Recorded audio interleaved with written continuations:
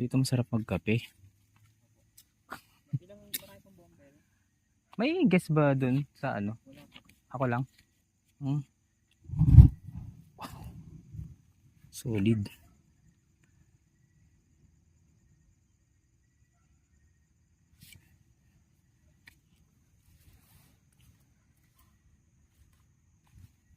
Mga kwento. Ano to, may oras tong bonfire o pwede namang i-request? Usually di ba may mga oras yung bonfire? Or pwede namang i-request na halimbawa malaking grupo ganyan. Pwede naman. Ayun. Kasi syempre hindi naman all the time may nakasiga dyan, di ba? Ayun.